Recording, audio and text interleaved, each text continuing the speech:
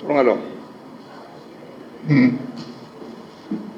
തിരഞ്ഞെടുപ്പിന് ശേഷമാണ് നമ്മൾ ഇങ്ങനെയൊരു പത്രസമ്മേളനം ഇപ്പോഴും ചേരുന്നത്. കേരളത്തിലെ പാർലമെൻറ്റ് തിരഞ്ഞെടുപ്പ് അവസാനിച്ചു. വോട്ടെണ്ണൽ ജൂൺ 4-നാണ് നടക്കാൻ പോകുന്നത്. യഥാർത്ഥ ഫലം അപ്പോഴും മാത്രമേ ശരിയായ രീതിയിൽ വ്യക്തമായി നമുക്ക് പിന്നീട് വിശകലനം ചെയ്യാൻ സാധിക്കും. അഖിലേന്ത്യാ അടിസ്ഥാനത്തിലുള്ള വോട്ടെടുപ്പ് തുടർന്ന് വരികയാണ്. BJP ദുർബലമാവുന്ന സ്ഥിതിയാണ് വോട്ടെടുപ്പ് കഴിയുന്ന ഓരോ സന്ദർഭത്തിലും കൂടുതൽ വ്യക്തമാവുന്നത്. തിരഞ്ഞെടുപ്പ് പ്രഖ്യാപിക്കുന്നതിന് മുമ്പ് സഖ്യകക്ഷികളെ തേടി BJP NDA വിഭാഗം അലഞ്ഞു നടങ്ങുന്ന കാഴ്ച നമ്മൾ കണ്ടു. കേന്ദ്ര ഏജൻസികളെ ഉപയോഗപ്പെടുത്തി വിവിധ രാഷ്ട്രീയ പാർട്ടികളിൽ നിന്ന് ആളുകളെ, പ്രത്യേകിച്ച് കോൺഗ്രസിൽ നിന്ന് ആളുകളെ തട്ടിയെടുക്കുന്നതിന് വേണ്ടിയുള്ള ഭീഷണിയും മറ്റു കാര്യങ്ങളും നമ്മൾ കണ്ടതാണ്. തിരഞ്ഞെടുപ്പ് പുരോഗമിക്കുന്ന ഈ സന്ദർഭത്തിൽ മോഡിയുടെ ഗ്യാരണ്ടിയും അതായിരുന്നു വലിയ പ്രചാരവേല. ജനങ്ങൾ തള്ളിക്കളഞ്ഞു എന്ന് ബോധ്യപ്പെട്ടതോടെ വർഗീയ പ്രചരണങ്ങൾക്ക് നേതൃത്വം നൽകുകയാണ് BJP നേതൃത്വം തന്നെ ചെയ്യുന്നത്. അപ്പോൾ ഇത്തരം വർഗീയ ധ്രുവീകരണ ശക്തികൾക്കെതിരെ തെരഞ്ഞെടുപ്പ് കഴിഞ്ഞാലും അതീവ ജാഗ്രത പുലർത്തേണ്ടതുണ്ട് എന്ന് തന്നെയാണ് പാർട്ടി കാണുന്നത്.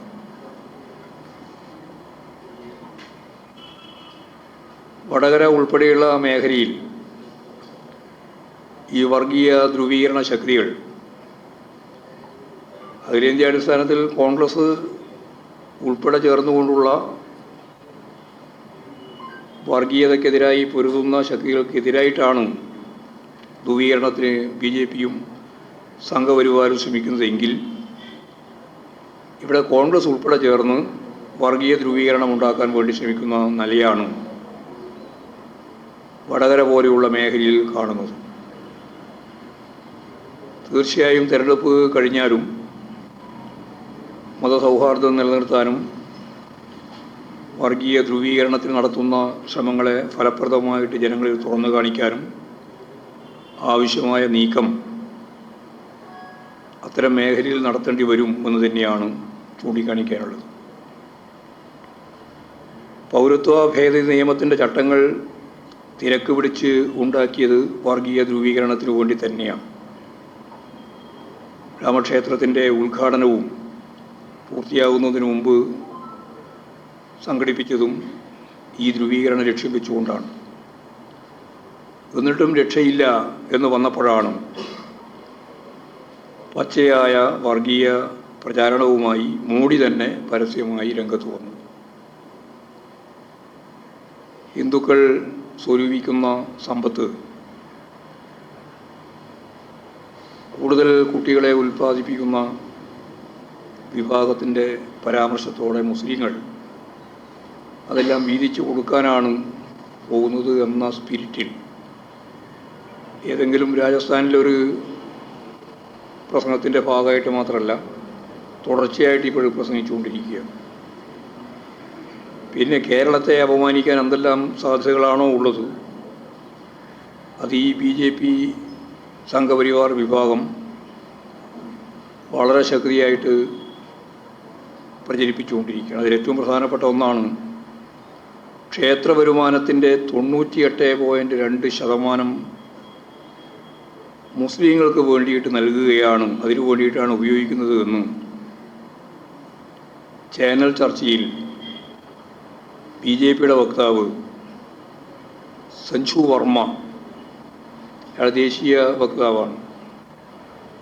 വളരെ വ്യക്തതയോടുകൂടി സാധാരണ എല്ലാം നടക്കുന്നത് പോലെ വളരെ പ്രധാനപ്പെട്ടൊരു കണക്ക് അവതരിപ്പിക്കുകയാണ്. 98.2% ക്ഷേത്ര വരുമാനത്തിൽ നിന്ന് കിട്ടുന്നതിൻ്റെ ഈ പങ്ക് മുസ്ലിങ്ങൾക്ക് വേണ്ടിയിട്ടാണ് ഉപയോഗിക്കുന്നത് എന്ന് കള്ളപ്രചാരവേല നടത്തുക.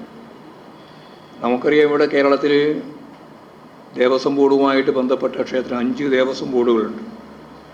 അതിൻ്റെ ഭാഗമായിട്ട് കിട്ടുന്ന ഒരു പൈസയും ഗവൺമെൻറ് സംവിധാനത്തിൻ്റെ ഭാഗമായിട്ട് ഉപയോഗിക്കുന്നില്ല. ദേവസ്വം ബോർഡുകൾക്ക് അങ്ങോട്ട് പണം കൊടുക്കുന്ന നിലയാണ് കേരളത്തിലെ ഗവൺമെൻറ് സ്വീകരിച്ചുകൊണ്ടിരിക്കുന്നത്. മുമ്പ് കേരളത്തിൽ BJP-ക്കാർ നിരന്തരമായിട്ട് പറഞ്ഞുകൊണ്ടിരുന്ന ഒരു കാര്യം, ക്ഷേത്ര ഭരണങ്ങളിൽ നിന്ന് കിട്ടുന്ന പണം ഗവൺമെൻറ് ഖജനാവിലേക്ക് എടുക്കുന്നു എന്നാണ്. അപ്പോൾ ഗവൺമെൻറ് ഖജനാവിലേക്ക് എടുക്കുന്നില്ല എന്ന് മാത്രമല്ല, ശബരിമല ഉൾപ്പെടെയുള്ള പ്രൊജക്റ്റിൻ്റെ ഭാഗമായിട്ട് പണം ഗവൺമെൻറ് ഓരോ വർഷവും ക്ഷേത്ര ഉത്സവം ഉൾപ്പെടെയുള്ള പരിപാടികൾക്ക് വേണ്ടി കൂടുതൽ ചിലവാക്കുന്ന നിലയാണ് സ്വീകരിച്ചത്. അപ്പോഴാണ് ഈ സഞ്ജു വർമ്മ പറയുന്നത് 3578 ക്ഷേത്രങ്ങൾ ദേവസ്വം ബോർഡ് ഭരിക്കുകയാണ്. അതിൽ 590 കോടി രൂപയുടെ വരുമാനമുണ്ട്. ഈ വരുമാനത്തിൻ്റെ 98.2% ഹിന്ദുക്കൾക്ക് നൽകാതെ മുസ്ലിങ്ങൾക്ക് നൽകുകയാണ് എന്ന് മാത്രമല്ല, ഹിന്ദു സ്ത്രീകളാണ് ഈ ക്ഷേത്രങ്ങളിലുള്ള വരുമാനത്തിൻ്റെ പ്രധാനപ്പെട്ട പങ്ക് നിർവഹിക്കുന്നത്. അവരുടെ മാല, അവരുടെ വരുമാനം, വള, താലിമാല ഒക്കെയാണ് നൽകുന്നത്. അപ്പോൾ മോഡി പറഞ്ഞതിനെ ശരിയായ രീതിയിൽ ഞങ്ങൾ ഈ കേരളത്തിൻ്റെ അനുഭവം വെച്ച് വിശദീകരിക്കുകയാണ് എന്നാണ് ഇവർ പറഞ്ഞുകൊണ്ടിരിക്കുന്നത്. അപ്പോൾ മുസ്ലിങ്ങൾക്ക് വേണ്ടി ഇത്രയും പണം 98.2%, അതും അവർ പറയുന്നത് 590 കോടിയോളം വരുമാനമുള്ളത് ഇങ്ങനെ ഉപയോഗിച്ചുകൊണ്ടിരിക്കുന്നു എന്നുള്ള കള്ളപ്രചരണമാണ്. കള്ളപ്രചരണം എന്ന് പറഞ്ഞാൽ ഇത് ഒരു തരത്തിലുള്ള വസ്തുതയില്ലാതെ വെറുതെ കെട്ടിപ്പൊക്കി ഒരു കളവുണ്ടാക്കുക, ആ കളവ് വ്യാപകമായി പ്രചരിപ്പിക്കുക. ഇതാണ് വളരെ പ്രധാനപ്പെട്ട ഒരു പ്രശ്നമായിട്ട് കാണുന്നത്. അപ്പോൾ പാർട്ടി കാണുന്നത് ഈ വർഗീയ ധ്രുവീകരണ ശ്രമങ്ങളെ മറികടക്കുന്നതിന് രാജ്യത്തെ മതനിരപേക്ഷ ശക്തികൾ തീർച്ചയായും ജാഗ്രത പാലിക്കണമെന്നും, ഏതായാലും ഈ തെരഞ്ഞെടുപ്പ് കഴിയുന്നതോടുകൂടി രാജ്യത്ത് മതനിരപേക്ഷ സർക്കാർ രൂപം കൊള്ളുന്ന സാധ്യത ഉണ്ട് എന്നുള്ളതുമാണ് ഞങ്ങൾ കണ്ടിട്ടുള്ളത്. കേരളത്തിൻ്റെ സ്ഥിതി പൊതുവായിട്ട് പരിശോധിച്ചപ്പോൾ കേരളത്തിലെ LDF-നെ ദുർബലപ്പെടുത്തുക എന്ന അജണ്ടയാണ് BJP-യും കോൺഗ്രസും സ്വീകരിച്ചുകൊണ്ടിരിക്കുന്നത്. ഇതിൻ്റെ ഭാഗമായാണ് രാഹുൽ ഗാന്ധി തന്നെ വീണ്ടും വയനാട്ടിൽ വന്ന് മത്സരിക്കുന്നതിന് തയ്യാറായിട്ടുള്ളത് എന്ന് തന്നെ എല്ലാവർക്കും അറിയാം. കഴിഞ്ഞ തിരഞ്ഞെടുപ്പിലുണ്ടായിരുന്ന ആ ഒരു പ്രഭ ഈ തിരഞ്ഞെടുപ്പിൽ കോൺഗ്രസിനും അതുപോലെ രാഹുൽ ഗാന്ധിക്കുമില്ല എന്നെല്ലാവർക്കും അറിയാം. വയനാടിൻ്റെ വികസനത്തിന് യാതൊരു തരത്തിലും ഇടപെടാതിരുന്ന രാഹുൽ ഗാന്ധിക്കെതിരായ പ്രതിഷേധം സ്വാഭാവികമായിട്ടും അവിടെ പ്രതിഫലിക്കുമെന്ന കാര്യത്തിൽ തർക്കമില്ല. കേരളത്തിൽ BJP-ക്ക് അക്കൗണ്ട് തുറപ്പിക്കുക എന്ന നിലയിൽ തൃശ്ശൂരിൽ പ്രകടമായി പാർട്ടിക്കെതിരായി ED-യും IT-യും ഒക്കെ യാതൊരു മറയുമില്ലാതെ ഇടപെടുന്ന നിലയാണ് ഉണ്ടായത്.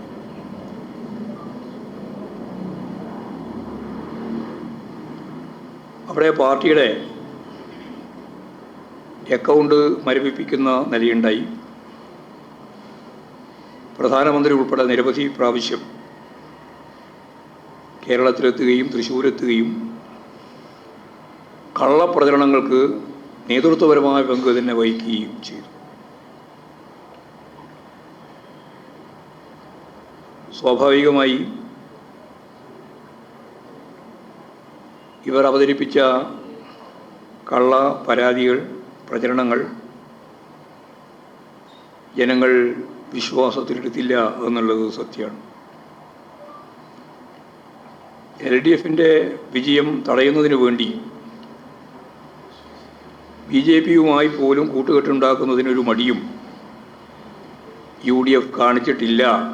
അതിൻ്റെ വളരെ വ്യക്തമായ തെളിവുകൾ ഇപ്പോൾ പുറത്ത് വന്നുകൊണ്ടിരിക്കുകയാണ്.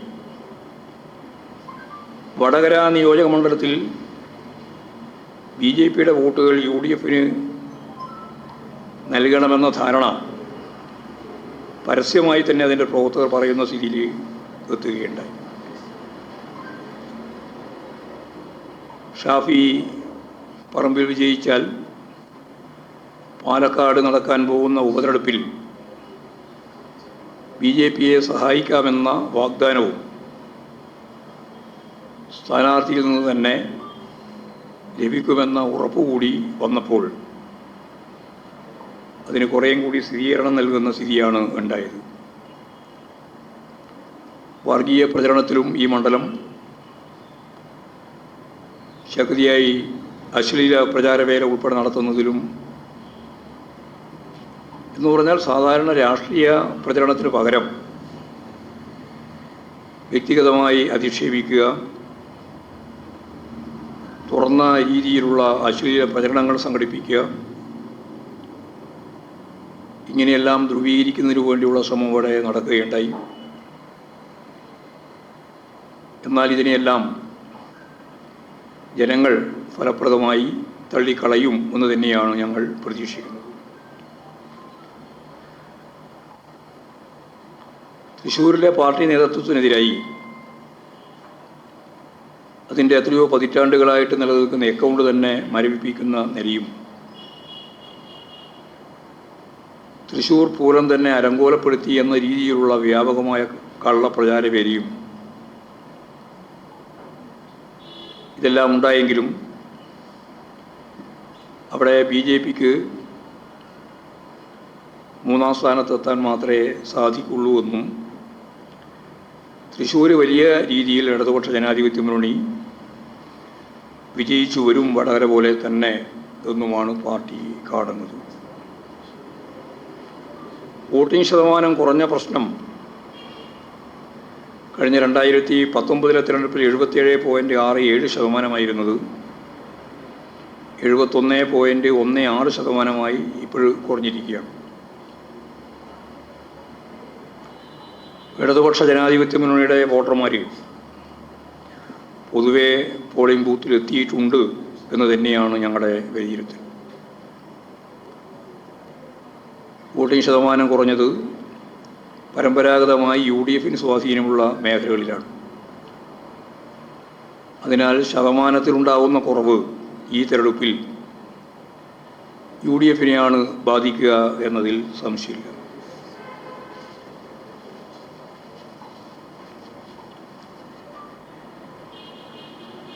രാജ്യത്തിൻ്റെ നേട്ടങ്ങൾ സംരക്ഷിക്കുന്നതിനും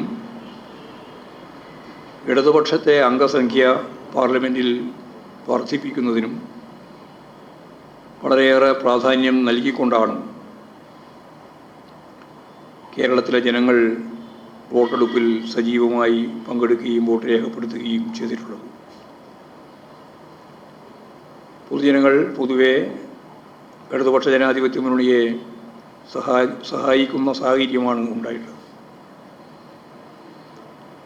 പാർലമെൻറ്റിൽ ജയിച്ചാലും തോറ്റാലും മതനിരപേക്ഷതയെ സംരക്ഷിക്കാനുള്ള പോരാട്ടത്തിന് ഇടതുപക്ഷത്തിന് കരുത്തുണ്ടാവണമെന്ന നിലപാട് ജനങ്ങൾ പൊതുവെ സ്വീകരിച്ചിട്ടുണ്ട്. BJPയും കോൺഗ്രസും പിന്തുടരുന്ന ആഗോളവൽക്കരണ നയങ്ങൾക്കെതിരെ ജനപക്ഷത്തു നിന്ന് പോരാടുന്ന ഇടതുപക്ഷം തന്നെയാണ്. ഇക്കാര്യം ജനങ്ങൾ തിരിച്ചറിഞ്ഞിട്ടുണ്ട്. അത്തരം ചിന്തയും ഇടതുപക്ഷത്തിൻ്റെ വിജയത്തിന് ഘടകമായി തീരുകയാണ് ചെയ്തത്. കേരളത്തിൽ കഴിഞ്ഞ 5 വർഷം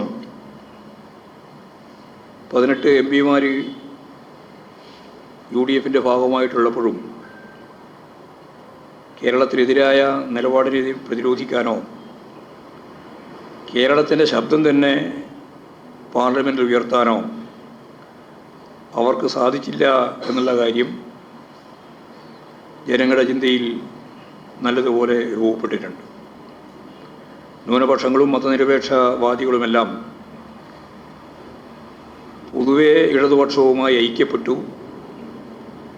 അതിൻ്റെ കൂടി നേട്ടങ്ങൾ ഈ തിരഞ്ഞെടുപ്പിൻ്റെ ഭാഗമായിട്ട് ഉണ്ട് എന്ന് തന്നെയാണ് അത് സംബന്ധിച്ച് പറയാനുള്ളത്. ഞാൻ നേരത്തെ പറഞ്ഞതുപോലെ ജൂൺ 4 മാത്രമേ പൂർണ്ണമായ അർത്ഥത്തിൽ ജയം സുവ്യക്തമായി നമുക്ക് പറയാൻ സാധിക്കുള്ളൂ. അപ്പോൾ ജൂൺ 4 തീയതിക്ക് മുമ്പ് പറയുന്ന കാര്യങ്ങളിലെല്ലാം അത്രത്തോളമാണ് വസ്തുനിഷ്ഠമായിട്ട് കാര്യം ശരിയായി എന്ന് പറഞ്ഞാൽ ആരാണ് ജയിക്കുക ആരാണ് തോക്കുക എന്നുള്ളത് വസ്തുനിഷ്ഠമായി കഴിഞ്ഞു. ആ വസ്തുനിഷ്ഠവുമായി നമ്മുടെ ബോധത്തെ പൊരുത്തപ്പെടുന്ന പ്രക്രിയ മാത്രമേ ബാക്കിയുള്ളൂ. അത് 4 പൂർണ്ണമാവുള്ളൂ. എന്നാൽ കേരളത്തിൽ ഒരു സംശയമില്ല, ഇടതുപക്ഷ ജനാധിപത്യ മുന്നണിക്ക് ഭൂരിപക്ഷ സീറ്റ് നേടാനാവും എന്ന് തന്നെയാണ് ഞങ്ങൾ വിലയിരുത്തുന്നത്. കഴിഞ്ഞ പ്രാവശ്യം ഒരു സീറ്റായിരുന്നു എന്നുള്ള കാര്യം നിങ്ങൾക്കെല്ലാം അറിയുന്നതുകൊണ്ട് ഞാൻ പ്രത്യേകിച്ച് വിശദീകരിക്കുന്നില്ല. ഏതായാലും നല്ല ഒരു മുന്നേറ്റം ഭൂരിപക്ഷം സീറ്റുകളും ഇടതുപക്ഷ ജനാധിപത്യ മുന്നണി ജയിക്കുന്ന നില ഉണ്ടാവും എന്നുള്ളതാണ്. പിന്നെയുള്ള ഒരു പ്രധാനപ്പെട്ട പ്രശ്നം മാധ്യമങ്ങളെല്ലാം ചേർന്ന് EP ജയരാജൻ തെരഞ്ഞെടുപ്പ് ദിവസം നടത്തിയിട്ടുള്ള പത്രപ്രസ്താവനയുമായി ബന്ധപ്പെട്ട് കാര്യം പരിശോധിച്ചു. അത് സംബന്ധിച്ച് പരിശോധിച്ചപ്പോൾ BJP നേതാവിനെ ഏതാണ്ട് ഒരു വർഷം മുമ്പ് നേരിൽ കണ്ടതുമായിട്ട് ബന്ധപ്പെട്ട കാര്യം സഖാവ് തന്നെ വിശദീകരിച്ചിട്ടുള്ളതാണ്. അതുൾപ്പെടെ ഉപയോഗപ്പെടുത്തിയിട്ടാണ് വലിയ പ്രചാരവേല കുറേ ദിവസമായിട്ട് 26 തീയതി മുതൽ കേരളത്തിലുടനീളം ചർച്ച ചെയ്തുകൊണ്ടിരിക്കുന്നു. രാഷ്ട്രീയ എതിരാളികളെ പല സന്ദർഭങ്ങളിലായിട്ട് നമ്മളെല്ലാം കാണുന്നുണ്ട്, സംസാരിക്കുന്നുണ്ട്. അങ്ങനെ കാണുകയോ സംസാരിക്കുകയോ ചെയ്യുമ്പോൾ അവസാനിച്ചു പോകുന്ന ഒരു പ്രത്യശാസ്ത്ര കരുത്ത് മാത്രമേ തൊഴിലാളി വർഗ പ്രസ്ഥാനത്തിനും ഇടതുപക്ഷ പ്രസ്ഥാനത്തിനും ഉള്ളൂ എന്ന് ഒരുതരം പൈങ്കിളി ശാസ്ത്രം വെച്ചുകൊണ്ടാണ് നമ്മുടെ നാട്ടിലെ പ്രധാനപ്പെട്ട മാധ്യമങ്ങൾ ഉൾപ്പെടെ ചർച്ച ചെയ്യുന്നത്. ഇതിൽ ഉയർന്നു വന്ന ചില പ്രശ്നങ്ങളുണ്ട്. സഖാവ് ജയരാജൻ തന്നെ പറഞ്ഞത് ആസൂത്രിതമായ ചില നീക്കങ്ങൾ ഇതിൻ്റെ ഭാഗമായിട്ട് നടന്നു. വാർത്തകൾ സന്നിവേശിപ്പിക്കുന്നതിൽ, അത് പ്രചരിപ്പിക്കുന്നതിൽ ചിലരെല്ലാം അതിശക്തിയായ കമ്മ്യൂണിസ്റ്റ് വിരോധം വ്യക്തിപരമായിട്ട് തന്നെ ജയരാജനുമായിട്ട് ബന്ധപ്പെട്ട് നടത്തുകയുണ്ടായി. അപ്പം ഇത്തരം തെറ്റായ നിലപാടുകളെയും സമീപനങ്ങളെയും ഫലപ്രദമായിട്ട് പ്രതിരോധിക്കുന്നതിനും നിയമപരമായ മാർഗങ്ങൾ സ്വീകരിക്കേണ്ടി വരും. അങ്ങനെ സ്വീകരിക്കുന്നതിന് സഖാവ് ജയരാജനെ പാർട്ടി ചുമതലപ്പെടുത്തിയിരിക്കുക. അത്തരം കേസ് സംബന്ധമായ കാര്യങ്ങളും കൈകാര്യം ചെയ്യണമെന്ന് തന്നെയാണ് ഉദ്ദേശിക്കുന്നത്. ദല്ലാൽ നന്ദകുമാറിനെ പോലുള്ളവരുമായുള്ള ബന്ധങ്ങൾ അത് അവസാനിപ്പിക്കുക തന്നെ വേണം എന്നാണ് സെക്രട്ടേറിയറ്റ് കാണുന്നത്. സഖാവ് പിണറായി തന്നെ 26 തീയതി ഇത്തരം ദല്ലാൽ നന്ദകുമാറിനെ പോലെയുള്ളവരുമായുള്ള ബന്ധം ഇങ്ങനെയാണ് പ്രശ്നങ്ങളായിട്ട് വരിക എന്ന് അന്ന് തന്നെ സൂചിപ്പിച്ചിരുന്നു. അത് ഞങ്ങൾ പൊതുവായിട്ട് ചർച്ച ചെയ്തപ്പോഴത് ശരിയാണ്. നന്ദകുമാറുമായിട്ടുള്ള ബന്ധം ഉൾപ്പെടെ മുമ്പേ അവസാനിപ്പിച്ചിട്ടുണ്ട് എന്ന് തന്നെയാണ് സഖാവ് ജയരാജനും ചൂണ്ടിക്കാണിച്ചത്. ഇതാണ് അത് സംബന്ധിച്ച് പറയാനുള്ള കാര്യം.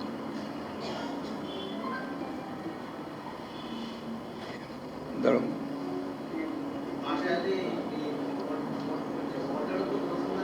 ആ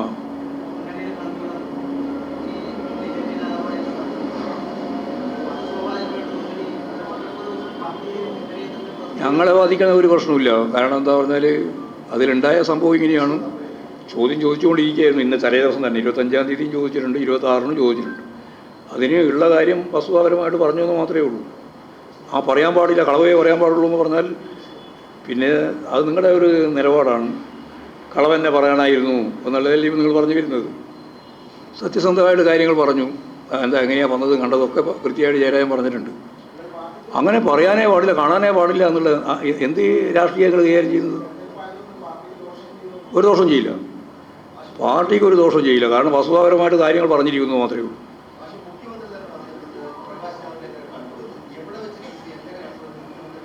അല്ല, മുഖ്യമന്ത്രി അത് അദ്ദേഹത്തോട് ചോദിച്ചാൽ മതി എവിടുന്നാണ് കണ്ടത്. ഞാൻ കണ്ടല്ലോ ഈ കഴിഞ്ഞ 24-ാം തീയതി പോകുമ്പോൾ തിരുവനന്തപുരത്ത് എയർപോർട്ടിൽ. പക്ഷേ നമ്മൾ തമ്മിൽ യാതൊരു ബന്ധമില്ല. അതുകൊണ്ട് അയാളൊരു ഭാഗത്തിരുന്നു, ഞാൻ വേറൊരു ഭാഗത്തിരുന്നു. അതെ, അങ്ങനെ തന്നെ കാണുള്ളൂ. വേറെ എങ്ങനെ കാണുള്ളൂ? ഇത് അതേ ഫ്ലൈറ്റിൽ നിന്ന് വന്ന് കണ്ടു, നമ്മൾ പോകുന്ന വഴിക്ക് കണ്ടു, അത്രയും വ്യത്യാസം. ആ, വേറെ അധികം വിശദീകരണത്തിന് പ്രശ്നമില്ല. നിങ്ങൾക്ക് പറഞ്ഞാലും മനസ്സിലാവാതെ എന്താ വെച്ചാൽ നിങ്ങൾക്കൊരു അജണ്ടയുണ്ട്. ആ അജണ്ട ഞങ്ങളെ ചിലവിൽ നടത്തണമെന്നാണ് നിങ്ങൾ ധരിക്കുന്നത്. ആ, നിങ്ങൾ പറ, ചോദിക്കും, ഓരോരാളായി ചോദിക്കും.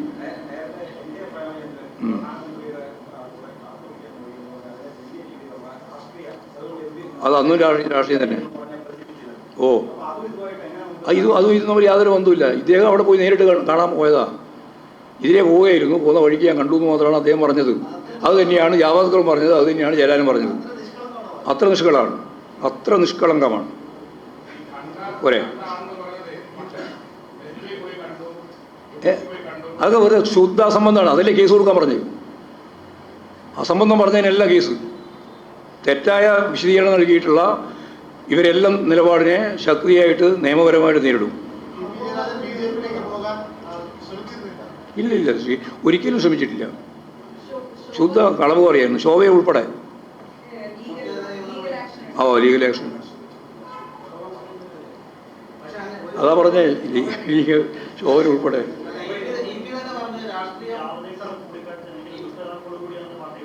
ദുഷ്ടലാക്കുകളൊന്നും കാണുന്നില്ല. വേറെ എന്തെങ്കിലും ദുഷ്ടലാക്ക് വന്നിരിക്കുന്നു. അതുകൊണ്ടാണ്. എന്ത് നടപടി നിങ്ങൾക്ക് പറഞ്ഞാൽ മനസ്സിലാവാതെ ഞാനാ ഉത്തരവാദി? ഞങ്ങൾ നടപടി എടുക്കാതെ സംഘടനാപരമായി എന്തെല്ലാം കാര്യങ്ങൾ കൈകാര്യം ചെയ്തിട്ട് മാത്രമേ നടപടി എടുക്കാൻ പറ്റുക. അങ്ങനെയുള്ള നടപടി എടുക്കേണ്ട ഒരു പ്രശ്നം നമ്മുടെ മുമ്പിൽ ഇല്ലല്ലോ ഇപ്പോഴും. ഇദ്ദേഹം ജാവദേക്കറെ കണ്ടു എന്ന് അദ്ദേഹം പറഞ്ഞു, കണ്ടു എന്ന് ജാവദേക്കറും പറഞ്ഞു. ഞങ്ങൾ കാര്യങ്ങളൊന്നും വേറെ ചർച്ച ചെയ്തിട്ടുണ്ടായിരുന്നില്ല. പോകുന്ന വഴിക്ക് അവിടെ കയറി കണ്ടു എന്ന് മാത്രമേ ഉള്ളൂ. ഒരു തെരഞ്ഞെടുപ്പ് ഒരു പരിപാടിക്ക് പോകുന്ന പശ്ചാത്തലത്തിലായിരുന്നു. അത് 1 കൊല്ലം മുമ്പുള്ളതാണ്. ആ സമയത്തായിരുന്നു വന്നത്. അത് ഞാൻ പറഞ്ഞിട്ട് പോവുകയും ചെയ്തു എന്ന് പറയുന്നത് അറിയാണ്ടായിരുന്നു. ദേശീയ ദൂഷ്യം എന്ന് പറയുന്നത് ഒന്ന് ശുദ്ധാസംബന്ധമാണ്. അതായത് ഇതല്ലാതെ വേറെ എവിടെയെങ്കിലും കണ്ടു എന്ന് പറയുന്നത് തെറ്റാണ് എന്ന് കൃത്യമായിട്ട് പറഞ്ഞു. അങ്ങനെ പറഞ്ഞിട്ടുള്ളവർക്കെതിരായിട്ട് നിയമപരമായ നിലപാട് സ്വീകരിക്കുന്നു തന്നെയാണ് പറഞ്ഞത്. അതിന് അനുവാദം കൊടുത്തിരിക്കുന്നു. പാർട്ടി സംസ്ഥാന സെക്രട്ടറി അനുവാദം കൊടുത്തിരിക്കുന്നു. ആക്കെ വെറുതെ കഥ പറയുന്നതാണെന്നും. കഥയാണ്, തിരക്കഥ.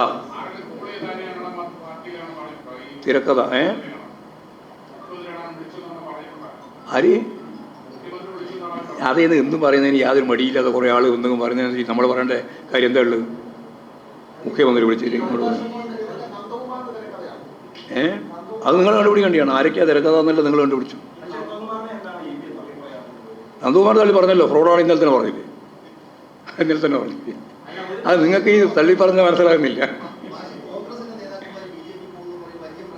വലിയ പ്രചരണമുണ്ട്. അതിപ്പോൾ ശരിയല്ലേ?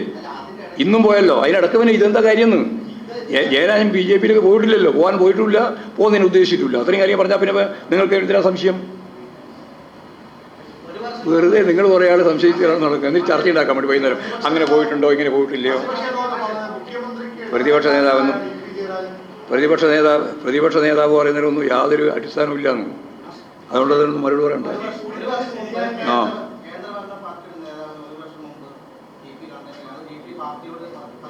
അല്ല, പാർട്ടി നയപരമായ ഒരു കാര്യമല്ലല്ലോ അത്. ഒരു ദിവസം ഒരാൾ രാവിലെ പോകുന്ന വഴിക്ക് ഒരാളെ കണ്ടത് അത് പാർട്ടിക്കകത്ത് റിപ്പോർട്ട് ചെയ്യേണ്ട വല്ല കാര്യമുണ്ട്? അതൊന്നുമില്ല. അതൊന്നും ഒളിച്ചു വെക്കേണ്ട കാര്യമൊന്നുമില്ല. ഒളിച്ചു വെക്കേണ്ട കാര്യമില്ല, റിപ്പോർട്ട് ചെയ്യേണ്ട കാര്യമില്ല. രാഷ്ട്രീയമില്ല എന്ന് പറഞ്ഞു. പിന്നെ എന്നാ? ഇല്ല, രാഷ്ട്രീയമില്ല. രാഷ്ട്രീയം പറഞ്ഞിട്ടില്ല. രാഷ്ട്രീയം പറഞ്ഞിട്ടുണ്ടെങ്കിൽ അല്ലെങ്കിൽ അതിൻ്റെമായ ചർച്ച നടന്നിട്ടുണ്ടെങ്കിൽ പാർട്ടിയോട് റിപ്പോർട്ട് ചെയ്യണം. അതൊന്നുമില്ലാതെ ഒരാൾ ചാവിടിക്കാൻ പോകുന്ന വഴിക്കോ കയറി വേറെ എന്തെങ്കിലും പറയേണ്ട വല്ല കാര്യമുണ്ടോ? അല്ലല്ല, അത് രണ്ടാണ്. രണ്ടും ഒന്നാക്കണ്ട. അത് നിങ്ങളുടെ താല്പര്യമാണ്. പ്രധാനമന്ത്രി വിളിച്ചു കൂട്ടിക്കൊണ്ട് പോയി ഭക്ഷണം കൊടുക്കുന്നു. ആ ഭക്ഷണം ഭക്ഷിച്ച ആൾ കുറച്ച് കഴിയുമ്പോഴേക്ക് BJP ആയിട്ട് മാറുന്നു. അതിൽ മാറാൻ സാധ്യതയുള്ള ഒരാൾ കൂടിയാണ് പ്രേമേന്ദ്രൻ എന്ന് മാത്രമേ പറഞ്ഞിട്ടുള്ളൂ. അല്ലാണ്ട് ഭക്ഷണം അതിങ്ങനെ നിർദോഷമായ രീതിയിൽ ഭക്ഷണം കൊടുത്തതല്ല. അത് നേരത്തെ പറഞ്ഞത് ഇതും രണ്ടും കൂട്ടിച്ചേർക്കണ്ട, കൂട്ടിക്കണ്ട. എൻ്റെ വീട്ടിൽ വന്നാലും സ്വാഭാവികമായിട്ടും എൻ്റെ വീട്ടിൽ വന്നാൽ ഞാൻ എന്താ വേണ്ടത് അന്നേരം ചെയ്യും. അതാ ഞാൻ പറഞ്ഞത്, ഇല്ലാതെ കാര്യം വെറുതെ ചോദിക്കുക, എന്നിട്ട് അതിന് ഇല്ലാതെ ഉത്തരം പറയിപ്പിക്കുക. ആവശ്യമില്ലാതെ വല്ല കാര്യമായിട്ട് കൊണ്ട് വല്ല കാര്യം. അതായത് ഇല്ലാതൊരു ചോദ്യം ചോദിക്കുക, എന്നിട്ട് ഇല്ലാതൊരു ഉത്തരം ഞാൻ പറയുക, എന്നിട്ട് ആ ഇല്ലാതെ ഉത്തരം നാളെ പത്രത്തിൽ വലിയ പണ്ടൊക്കെ തലക്കെട്ട് ഓന്ന് മാറ്റി ഇങ്ങനെയാണ് ചെയ്യുന്നതെന്ന് പറയാം. ആരെ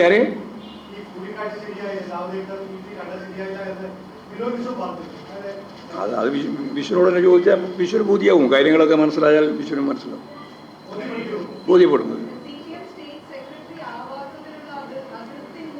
അത് നിങ്ങളുടെ കഥയല്ലേ, അത് നിങ്ങളെന്നെ എഴുതിയാൽ മതി. ജൂനിയറോ സീനിയറോ നോക്കിയിട്ടൊന്നുമല്ലല്ലോ പാർട്ടിയും സെക്രട്ടറിയും പ്രസിഡന്റും ഒക്കെ ആകുന്നു. അതുകൊണ്ട് അതെല്ലാം പണ്ടേ കഴിഞ്ഞു പോയ കുറേ കാലായങ്ങൾ പറയാൻ തുടങ്ങിയിട്ട് അതിലൊന്നും യാതൊരു പ്രസക്തിയില്ല.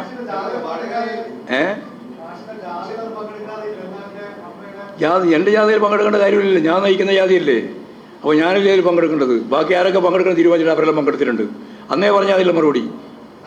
ജയരാജൻ അതിൽ പങ്കെടുക്കാൻ തീരുമാനിച്ചിട്ടില്ല. പോരെ? ആ ആ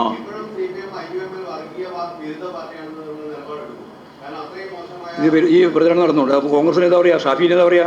ഷാഫി വർഗീയ പാർട്ടിയാ? അല്ല, മറ്റേ അതാണ് ചോദിക്കുന്നത്. ശൈല ടീച്ചറെ പറ്റി തന്നെ ഇവരെല്ലാം ചേർന്നിട്ടാണ് ഇതൊക്കെ നടത്തിക്കൊണ്ടിരിക്കുന്നത്. മറ്റേ നമ്മുടെ രേഖ കൃത്രിമം ഉണ്ടാക്കിയ പ്രസിഡന്റ് ഉണ്ടല്ലോ, ആരാണ്? അത് നിങ്ങൾക്ക് എല്ലാവർക്കും മനസ്സിലായല്ലോ കാര്യം. അങ്ങനെ പറയുമ്പോൾ തന്നെ ആൾക്ക് മനസ്സിലായല്ലോ. അവരെല്ലാം കൂടി ചേർന്നുകൊണ്ടുണ്ടാക്കുന്നതിനാ. അപ്പോൾ കോൺഗ്രസിനെ നമ്മൾ വർഗീയ പാർട്ടിയാണെന്ന് പറയുമോ? എന്തിനാണ് ഇങ്ങനെയുള്ള ചോദ്യം ചോദിക്കുന്നതെന്ന് എനിക്ക് മനസ്സിലാവാതെ. പാലക്കാടോ? അല്ല, പാലക്കാട് അസംബ്ലി മണ്ഡലത്തിൽ ഒരു ഉപതെരഞ്ഞെടുപ്പ് വരികയാണെങ്കിൽ ഞാൻ നിങ്ങളെ BJPനെ സഹായിക്കുക എന്നുള്ളതാണ് ഷാഫിയുടെ ഉത്തരം. എവിടെ? വോട്ട് മറിക്കാൻ വേണ്ടിയില്ല ഈ പണിയിലാണ് നടത്തുന്നത്. പറയുന്നതിനാ? അതിനെ പറയുന്നത് ലോക്സഭയിൽ തന്നെ വോട്ട് മറിക്കാൻ ആവശ്യമായ പ്രചരണം നടത്തിയിട്ടുണ്ട്. അവർ തമ്മിലൊരു ഡീൽ ഉണ്ടാക്കിയിട്ടുണ്ട്. ഇല്ല, എണ്ണം പറയില്ല. ഞാൻ പറഞ്ഞില്ലേ, ഏതായാലും നിങ്ങൾക്ക് ഒരു കാര്യം പറയാം, 2 അക്കൗണ്ടായാലേ ഭൂരിപക്ഷമാവുള്ളൂ. അപ്പോൾ ഭൂരിപക്ഷം സീറ്റും ഇടതുപക്ഷ ജനാധിപത്യത്തിനോട് ചെയ്യും. അതിൽ കിടക്കും, അതെല്ലാം കിടക്കും. ആര്? BJP ജയിക്കില്ല, എവിടെയും ജയിക്കില്ല. BJPക്ക് ജയിക്കാനുള്ള ഒരു സാധ്യതയില്ല കേരളത്തിൽ. അവർക്ക് പരമാവധി കിട്ടിയ 28% വോട്ടും. അത് മുമ്പേ പ്രചരിക്കുന്നില്ല. പ്രധാനമന്ത്രി തന്നെ പ്രചരിപ്പിച്ചിട്ടില്ലേ? അതിനപ്പുറം ആരാ പ്രചരിപ്പിക്കേണ്ടത്? ഇവിടെ തൂക്കും. വടകര പേടിയൊന്നുമില്ല. വടകര നല്ല ഉറച്ച ധൈര്യമാണ്. അല്ല, അങ്ങനെയാണ് നമ്മൾ തൂക്കുന്നില്ല പറയാം.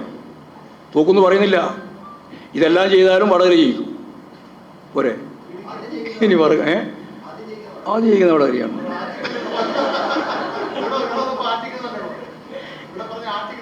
ആറ്റിങ്ങലും ചെയ്യും. ആറ്റിങ്ങൽ പറയുമ്പോൾ ആറ്റിങ്ങൽ ആദ്യം ജയിക്കും, വടകര പറയുമ്പോൾ വടകര ആദ്യം ജയിക്കും.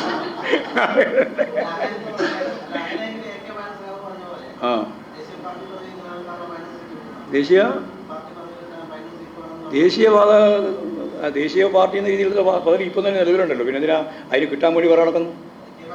അതെന്ത് ഏകവനോട് ചോദിച്ചാൽ മതി കാര്യം. ഞങ്ങൾക്ക് അതിൻ്റെ പ്രശ്നമൊന്നുമില്ല. ഞങ്ങൾക്ക് ഇപ്പോൾ തന്നെ ദേശീയ പദവി ഉണ്ട്. ഇനി അതിനെ ശക്തിയായിട്ട് മുമ്പോട്ട് കൊണ്ടുപോകാനാണ് പാർട്ടി ഉദ്ദേശിക്കുന്നത്. അത്രയേ ഉള്ളൂ.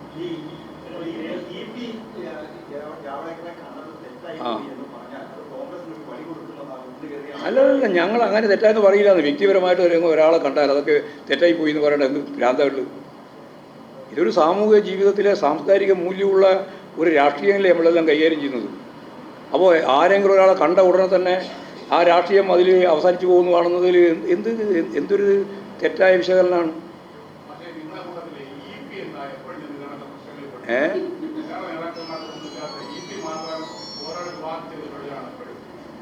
ഇല്ല, അങ്ങനെ എപ്പോഴും പെടുന്നില്ല, ചിലപ്പോഴും മാത്രമേ, എപ്പോഴൊന്നുമില്ല. അങ്ങനെയൊന്നും പറയാൻ സാധിക്കില്ല. അതായത് വർക്ക് ചെയ്തുകൊണ്ടിരിക്കുന്ന സഹാക്കളെ സംബന്ധിച്ച് നന്നായിട്ട് പ്രവർത്തിക്കുന്നവർക്ക് ജയരാജൻ തന്നെ പറഞ്ഞ പോലെ പ്രവർത്തിക്കുന്നതിനിടയിൽ ചില ശരിയാണ് ഭൂരിപക്ഷം ഉണ്ടാകുക, ചിലപ്പോൾ തെറ്റും. ആ തെറ്റ് തിരുത്തി മുമ്പോട്ടേക്ക് പോവുക എന്നുള്ളതാണ് പാർട്ടി കാണുന്നത്.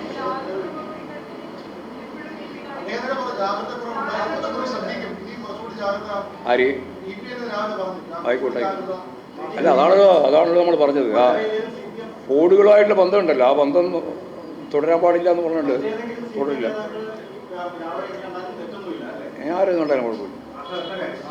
ജാവേദ്കർ മാത്രമല്ല, ഇപ്പം പ്രധാനമന്ത്രിയെ പോകുന്ന സമയത്ത് കാണുന്നു. കണ്ടാലത്തെ കുഴപ്പം ഏറ്റവും വലിയ വർഗീയവാദിയുടെ പട്ടികയിലാണ് ഇവരെല്ലാം ഉൾപ്പെടുന്നത്. RSSൻ്റെ BJPയുടെ സംഘപരിവാറിൻ്റെ എല്ലാം ആളുകൾ. അവരെല്ലാം കണ്ടാൽ പിന്നെ മിണ്ടാൻ പാടില്ല, കാണാൻ പാടില്ല, ദൂഹ്യം പറയാൻ പാടില്ല എന്ന് പറയുന്നത് ശരിയായ ഒരു രാഷ്ട്രീയമല്ല, അത് രാഷ്ട്രീയ സംസ്കാരമല്ല. നമ്മളെല്ലാം എല്ലാ BJPക്കാരെയും കോൺഗ്രസ് നേതാക്കന്മാരെയും BJP നേതാക്കന്മാരെയും എല്ലാം എപ്പോഴും ഇപ്പോൾ മുമ്പെല്ലാം ചർച്ചയ്ക്ക് പോകുമ്പോൾ സ്ഥിരമായിട്ട് കാണുന്നുണ്ട്. ഇപ്പോഴും പല സന്ദർഭങ്ങളിലും കാണുന്നുണ്ട്. കണ്ടാൽ എന്താ ഇപ്പോൾ ഇതിനിടെ മനോരമയിൽ ഒരു പരിപാടി ഉണ്ടായിരിക്കും. ഈ ഇലക്ഷൻ്റെ തൊട്ട് തലേദിവസം മറ്റോ മൂന്നാളുണ്ടായിരുന്നു. കൃഷ്ണദാസും ഉണ്ടായിരുന്നു, M. വാസനും ഉണ്ടായിരുന്നു, ഞാനും ഉണ്ടായിരുന്നു. എത്ര സൗഹൃദപരമായിരുന്നു ഞങ്ങളുടെ സംഭാഷണം. പക്ഷേ സംഭാഷണമൊക്കെ വളരെ കറക്റ്റാണ്. പക്ഷേ രാഷ്ട്രീയം വരുമ്പോൾ കർശനമായ നിലപാട് സ്വീകരിക്കും. അത് അവർക്ക് മൂന്നാൾക്കും അങ്ങനെ സ്വീകരിക്കാൻ സാധിക്കും. അതിലെന്തിനാണ് ഇങ്ങനെ വല്ലാതെ ബേജാറാവുന്നതെന്ന് എനിക്ക് മനസ്സിലാവാതെ.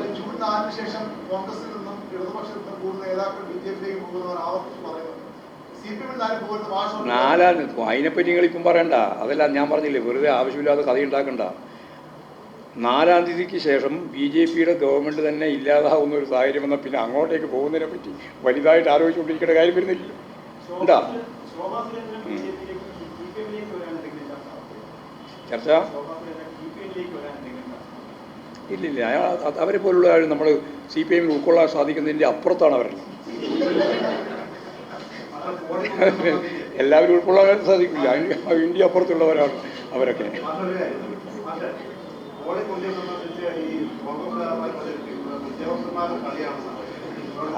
അതെന്താ പറഞ്ഞാൽ പോളിംഗ് താമസിച്ചു എന്നുള്ളത് ശരിയാ. പല സ്ഥലത്തും അതിപ്പോൾ UDFകാർ കണ്ടുപിടിച്ചത് അവരെ ബൂത്തിൽ മാത്രമാണ് താമസിക്കുന്നത്. എല്ലാ ബൂത്തിലും താമസിച്ചിട്ടുണ്ട്. മിക്കവാറും ബൂത്തുകളിൽ ഈ പോളിംഗ് താമസിച്ചിട്ടുണ്ട്. അത് ഇതിൻ്റെ സാങ്കേതിക പ്രശ്നമാണ്. ആ ബീം ശരിയായ രീതിയിൽ വരുന്നതിന് സമയം പിടിക്കുന്നു അധികം. അതാണ്. അല്ല, അവർക്ക് മനസ്സിലായി. അവർ 20 സീറ്റാണല്ലോ. അവർക്ക് 20 സീറ്റിൽ നിന്ന് ഒന്ന് കുറഞ്ഞാൽ UDFൻ്റെയും മനോരമ അതിൻ്റെ സഖ്യകക്ഷിയാണല്ലോ. മനോരമയും മാതൃഭൂമിയെല്ലാം ഇവരെ സഖ്യകക്ഷികളാണ് UDFൻ്റെ. അവർക്കുള്ള ക്ഷീണം വളരെ വലുതായിരിക്കും.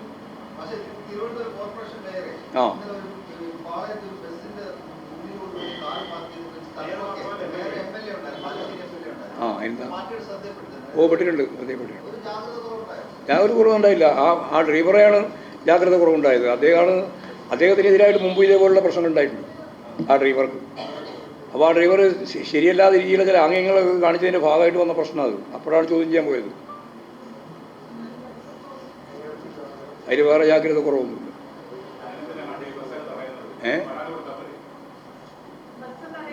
അത് നിങ്ങൾക്ക് ഓരോരാൾക്കും ഓരോ ന്യായം ഉണ്ടാവും. ചില ആളെന്തുകൊണ്ടാണ് അപ്പം തന്നെ തടയാതിരുന്നത് എന്ന് ചോദിച്ചാൽ അതിന് നമ്മളോട് പറയാം. ഇങ്ങനെ ഒരു ആംഗ്യം കാണിച്ചതിന് ശേഷം മേയറും അതുപോലെ തന്നെ MLA ഇരിക്കുന്ന ഒരു കാറ് അതിനെ എന്തുകൊണ്ടാണ് അങ്ങനെ അങ്ങോട്ട് പോകാൻ അനുവദിച്ചത് എന്ന് ചോദിച്ചാൽ ആ ചോദ്യത്തിന് മറുപടി എന്നാ? നിങ്ങളെല്ലാം ആത്മനിഷ്ഠമായ ചോദ്യം ചോദിക്കുകയാണ്.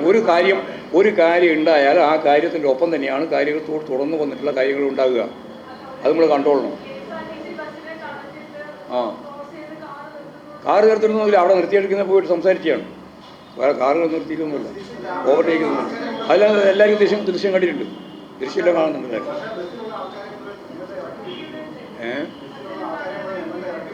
ഇറക്കി വിട്ടിട്ടുണ്ട്. അതിൽ അപമാനിക്കുന്ന പ്രശ്നം അതുകൊണ്ടാണ് ഇടപെട്ടത്. ആ ഇടപെടൽ വേണ്ടി തന്നെയാണ്. ഇടപെട്ടുകയും ചെയ്തിട്ടുണ്ട്.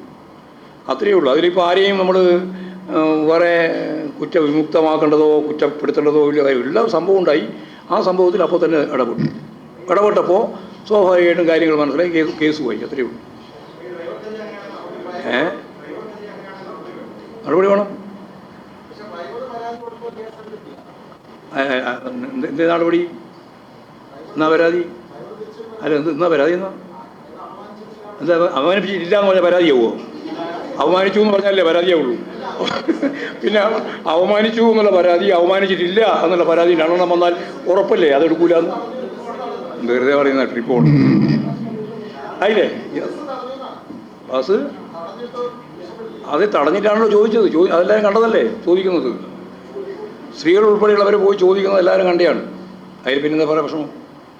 ശരിയായ രീതിയിൽ അന്വേഷണം നടത്തട്ടെ. ഇനി അന്വേഷണം നടത്തിയൊന്നും ശരിയല്ലെങ്കിൽ പോട്ടെ, നമുക്കെന്നിട്ടിപ്പോൾ ശരിയായ രീതിയിൽ കാര്യങ്ങൾ അന്വേഷിച്ച് പോകുന്നതിന് നിങ്ങളെന്തിനാ തടസ്സം നിൽക്കുന്നതെന്ന് വേണ്ടല്ലോ.